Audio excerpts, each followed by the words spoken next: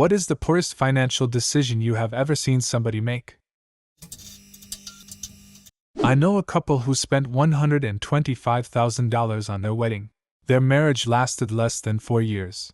They ended up arguing over who had to pay which part of the debt. I didn't want the fucking flowers in the first place. During their divorce settlement negotiations, they were each still paying for the first wedding when they married their second spouses.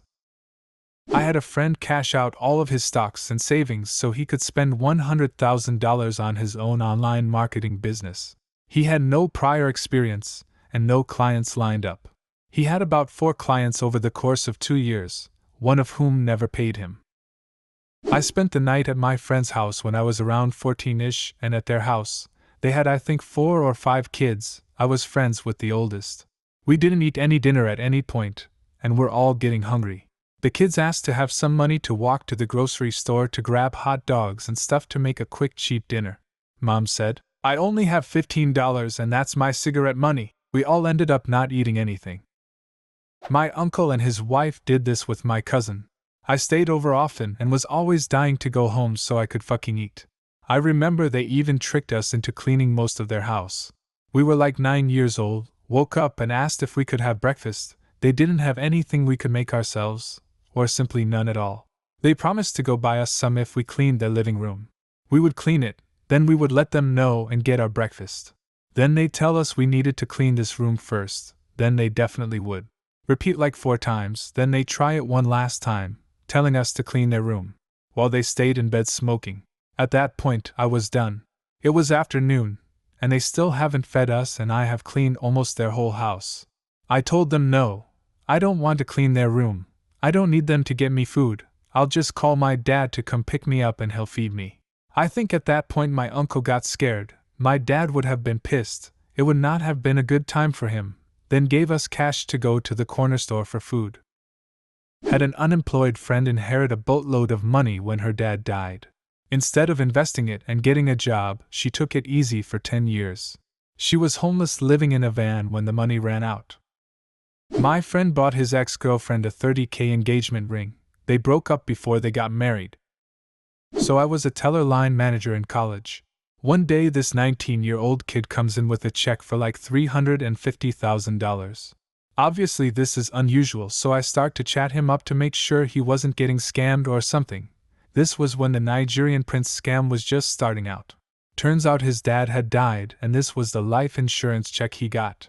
So I'm like, well, it sucks that your dad died, but at least he thought ahead to take care of you. Let me set you up with one of our advisors, and if you play your cards right you'll be retired comfortably by 40. Nope, he says. I'm buying all my friends' cars. And he did.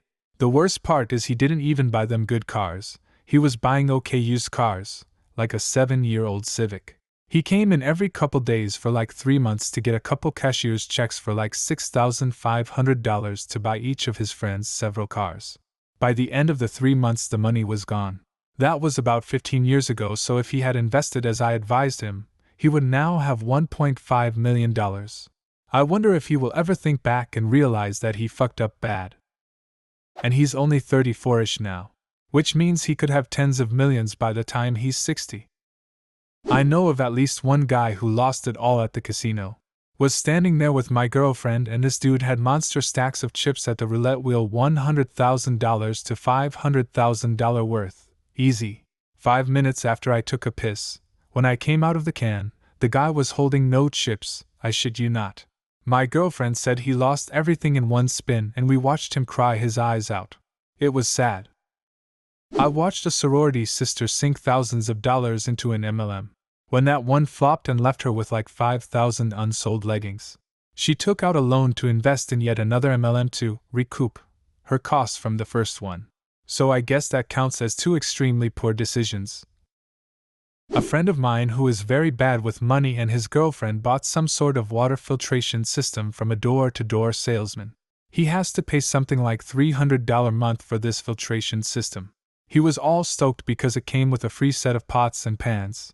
Fast forward a year and his girlfriend has broken up with him, moved out of the house, and he's had to sell his home because he can't afford to live there. The water filtration system is now sitting in a storage unit where he still pays $300 a month for it because he's on a 2 or 3 year contract. We have great water quality in my area. One of my friends got a loan for tuition in college, paid for his classes, and had about $300 left over. So he goes to the mall and buys a samurai sword from one of those knife shops. Then he buys a box of hugs, these little juices for kids that come in small barrel-shaped plastic bottles. He proceeds to throw the hugs into the air and cut them in half with the sword in a Kroger parking lot at 11 p.m.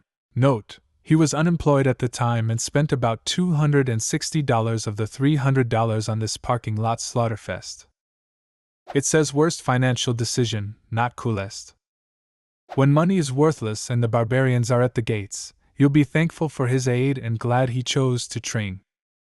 My cousin got a reasonably sized inheritance and used it to buy a house in a city where he doesn't live, where he didn't move to, and where he's been unable to find a tenant to rent it for years, and the house is still vacant, losing value and giving him nothing back. Why did he buy the house in the first place? To make money? His plan was to move to the city, get a job, teaching philosophy, on a city almost devoid of universities, and live on it. He didn't get to the part of getting the job. Then he got to study a master's overseas and forgot to rent it to at least get some money from it. A person I know invested all his savings in buying Bitcoin at their peak, only to see them go down in value ever since. Friend was told by his dad to always replace his used car every 3 years, even if it is still working just fine.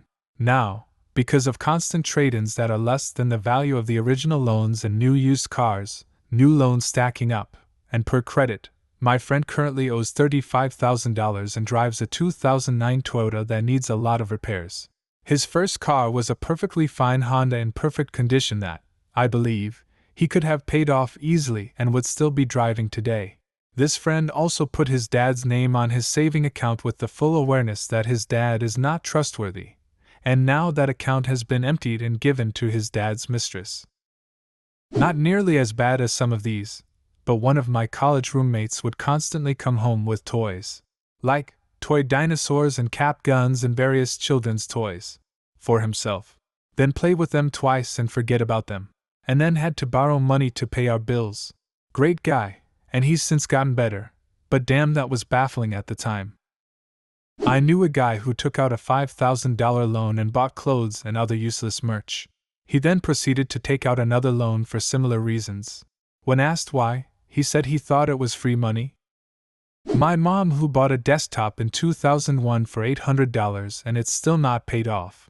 She now owes $1,300 for a computer that doesn't even work. My dad dated this chick that, prior to dating my dad, married this older man that was a millionaire. He died and left her $1.6 million. She blew it all on drugs and gambling in 7 months. I used my inheritance to buy a $14,000 camper trailer, took it out on its maiden voyage a week later and flipped it in a pop-up snowstorm. My husband said he added it to the insurance the day after we bought it. He did not. My roommate is renting a PS4 from a rent-to-own shop. He's paying $80 a month, and he's had it for about half a year. He's put loosely about $450 into it. Well, he's selling some of his video games and was deciding whether to keep it or return it. I asked him how much is left to pay, to determine if it's worth keeping. He still owes $450 on it. He still, after paying nearly $500 for it, owes more than a PlayStation costs to buy in the first place. A PS4 is like $300 new. Do you have a similar story? Leave a comment and subscribe to the channel if you want to see more videos like this one.